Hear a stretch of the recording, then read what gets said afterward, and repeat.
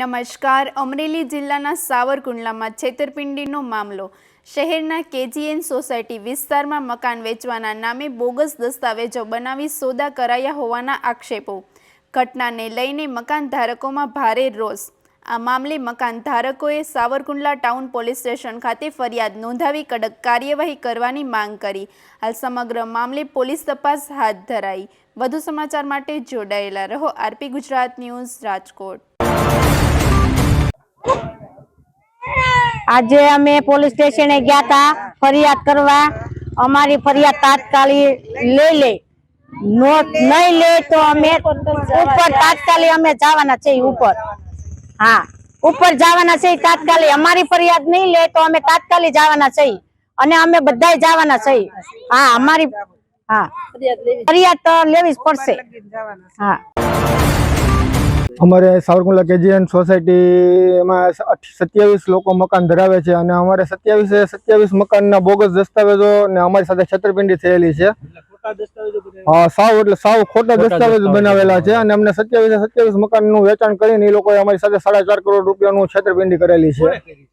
એમાં અમારા સમાજના મોટા આગેવાનો અથવા અને સાવરકુંડલા નગરપાલિકામાં ટેક્સ ઇન્સ્પેક્ટર મનોજભાઈ ત્રિવેદી છે, એનો છોકરો દુષ્યંત ત્રિવેદી, હાજી જાહિદભાઈ હિંમતવાળા, જાહિદભાઈ સમા, નીતિન બિપિનભાઈ કાબરિયા, પછી રાજુભાઈ મલેક, સલીમભાઈ મલેક, રહીમભાઈ મલેક, કાશિમભાઈ જે મહિલા કોલેજમાં જે પટ્ટાવાળાની નોકરી અત્યારે હાલ ફરજ બજાવે છે, આ બધા સામેલ છે ને અમારી સાથે બધા ફ્રોડ કરેલું છે. તો હવે તમે શું કર્યું?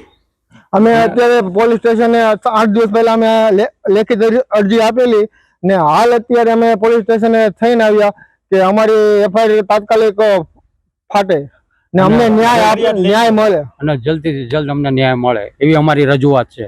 કાયદેસર એની કાર્યવાહી જે થતી હોય એ લોકો જે કાયદેસર જે એ લોકો તરફથી સાહેબ તરફથી જે થાય ખોટા દસ્તાવેજ બનાવીને અમને મકાન ભોપી દીધા છે. મકાન આપ્યા ભોળવી દીધા ને આ મકાન વેચી દીધા છે. કોણે બનાવ્યા? આ સલીમ મલેક, સલીમભાઈ મલેક, કાશિમભાઈ, મનોજભાઈ, જાહિદભાઈ સમા, જાહિદભાઈ ટ્રાવેલર્સ વાળા સાચા ખોટા દસ્તાવેજ કરીને અમને ભોળવીને અમારી પાસેથી પૈસા લઈ લીધા છે. કરોડોની મિલકત અમારી પાસેથી છેતરપિંડી કરીને લઈ લીધા છે. સાચા ખોટા દસ્તાવેજ બનાવીને અમને આપી દીધા છે. બોલો અત્યારે અમારા બાલ બચ્ચા લઈને અમે ક્યાં જઈએ? પાડી નાખશે, ડિમોલેશન આવશે તો અમે શું કરશું? કેટલા રૂપિયાના તમે બધા મકાન લીધા? 4.5 કરોડના અમારે મકાન લીધા છે. અમે બધાએ ભેગા થઈને અમે મજૂરી મહેનત કરીને અમે પૈસા બ્લોક લીધા છે અને અમારીમાંથી વિશ્વાસઘાત કરી છે. અને આ સમાજ બધા મોટા છે. અમારે આ સમાજમાં અમારે હું આમાં બોલવું કેવું બરોબર? રાતના બધા મોટેરા છે ને આવી રીતે આમ કરે છે. અમારી માથે છેતરપિંડી કરે છે. અમારા લોકો છે, અમારે નાઈટમાં કરે છે, ઘરના જાવું ક્યાં અમારે? ના છોકરાઓ લઈને પાડીને લઈને તમારે જાવું ક્યાં? કામ છો તમે બધા? મજૂરી કરીશું. મજૂરી કરીશું. અમારા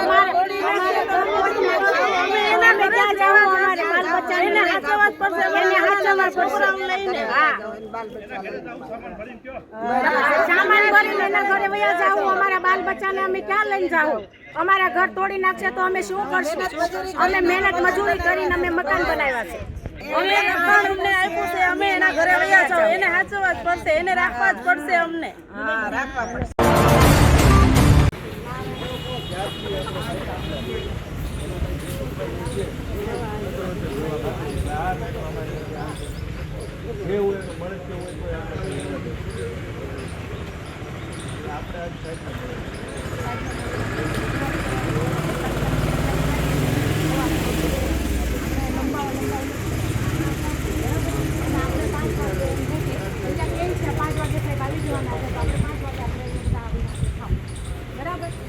કીધું કે રોજુ ખોલવાનું અમે અહીંયા લઈને જાઉં છું કે અમારે માથા જવું ને આવું પછી પાછા જાય.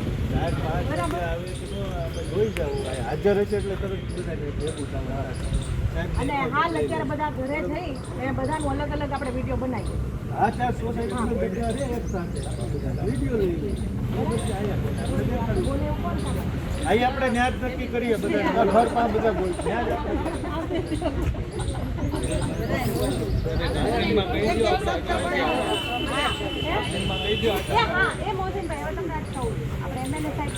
એમએલએ સાહેબની સાથે પ્રભુ દિવસે મારે ચર્ચા થઈ છે.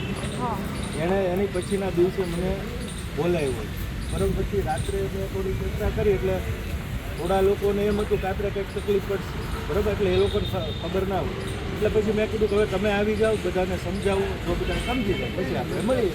હાલ હું એની ઓફિસે ગયો હતો, એણે એમ કીધું છે કે અત્યારે કાર્યક્રમમાં ફ્રી થાય તમને ફોન આવશે. તો આપણે આજે ન્યાય મળવાનું ચાલુ છે. એટલે એક દિવસ સાહેબ આયા છે સાવ જિલ્લામાં આપણે એને મળવા. હા, એટલે ઈ આજે આવી ઈ બે રીતે કામ બધા પૂરા ભેગું કરવાના. જવાનું તાત્કાલિક આપણો નિકાલ આવશે.